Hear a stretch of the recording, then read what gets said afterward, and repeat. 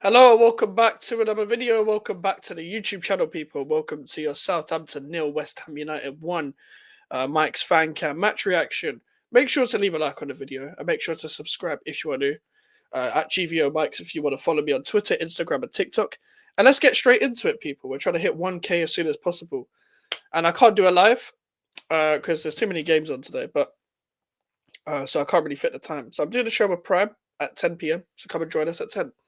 Shout out to Fulham. Shout out to Nottingham Forest for beating Chelsea and Tottenham. And we got the win today. Merry fucking Christmas. Um, I said we'd win today. I expected to win. Am I happy with the performance? No, I'm not. But I think you guys know what I think already. If you guys are new to the channel, don't know what I think already. But I want this manager out regardless. Regardless of the fact that we're unbeaten in 4 games. There's nothing to go off where we can feel like, okay, um, there's a process to trust because we are seeing progress in things. We're not seeing progress in things. And I feel like the manager, from an outside point of view, I generally felt like the manager was trying to lose. Um, we started with a terrible midfield of Rodriguez, Suchek, and Soler. Soler's a good midfielder, but he didn't play today and he limped off. So that's 3 injuries. Soler, Kilman, and Fabianski. To be honest, they're 3 key players as of recently. Soler's been good as of recently. Kilman's been good basically all season, apart from a couple games. And Fabianski was saving us before he came off. So credit to the goalkeepers. I think Fabianski, Areola, and Tadibo are the only ones that can really go off and say, I played really well today. Everyone else was kind of average, if I'm being real, if I'm being 100% honest with you. But let me take you through the whole thing. Like, a lot of people were telling me about Ivan Juric and 3 at the back formations and stuff like that as well. I don't care, bruv. It's still Southampton. No offense to Southampton, but you guys have no quality up front. Onuachu's good at holding the ball up, etc. And Armstrong is a good championship striker, but they had no one to threaten us. They had the chances to finish. Like, I think it was Onuachu and Sugawara in the first half that had the chances where, for example, I'm drunk, by the way. If you like, I've had like 3 magnums and a cider. I'm a lightweight nowadays. I don't drink anymore, but I'm drunk, so allow me. But what's it called? What was I saying? Yeah, they had chances in the first half where they pretty much were 5 yards away.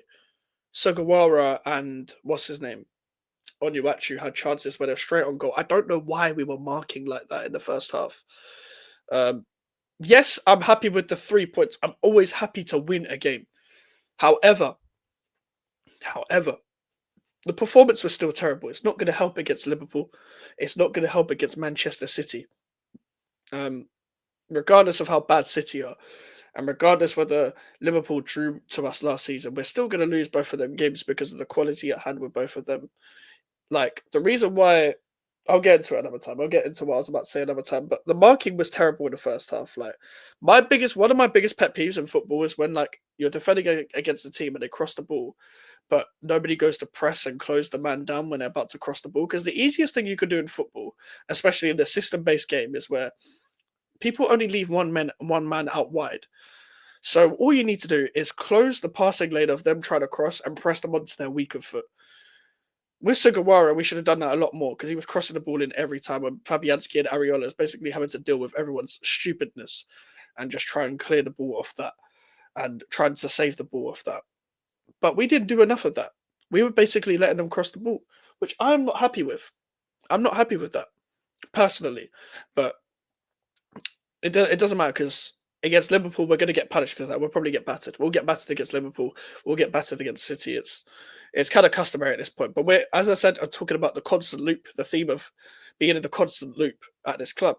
This is another win where we bail ourselves out. He was about to get sacked against Leicester. He lost, but he beat Wolves. He drew with, I can't remember the other 2 games we just had. Was it Brighton? Brighton and someone else. I can't remember who else. Bournemouth. That was it. Bournemouth. We drew at Brighton and Bournemouth, and then we beat Southampton. So we're 4 games unbeaten. But it's not one of them things where we're on a streak and people can say, okay, we can see something now. We can see a theme. Let's go and capitalize and improve. I'm still seeing Kudus on the left. I'm like Fulquick does well in the air, but we're generally using him like an Andy Carroll. Basically, Lopetegui gets a boner every time he sees someone in the central area that's over 6'4" that he can just send a long ball to, because he likes to play long ball football and fake this whole playing out from the back nonsense and then just send it long for no reason. So his style of play actually makes no sense. Um, and it's never going to make any sense. So we will be like 13th or 14th still throughout the season. I'm happy that we've won because I don't have to be depressed. But and it doesn't give me any hope for the rest of the season still. There's nothing to capitalize upon. They should have benched Tyler Dipling because he was probably the best player still when he still came on.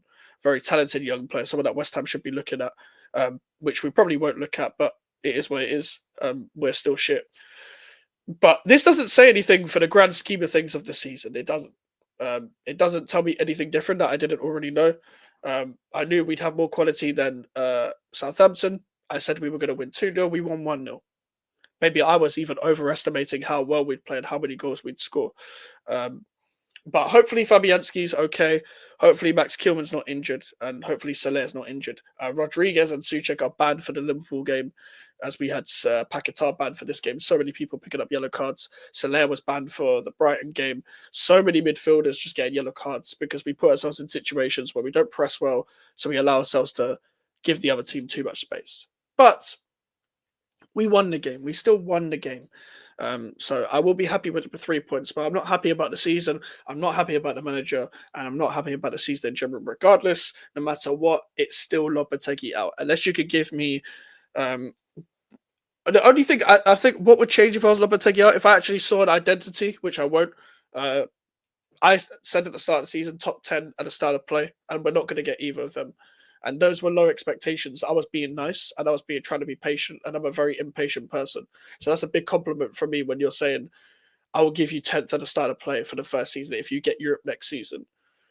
But I hope you guys enjoyed the watch along, and hopefully you guys can join us for uh, the stream of Prime at 10 as well. And yeah, I'll see you guys tomorrow. Peace.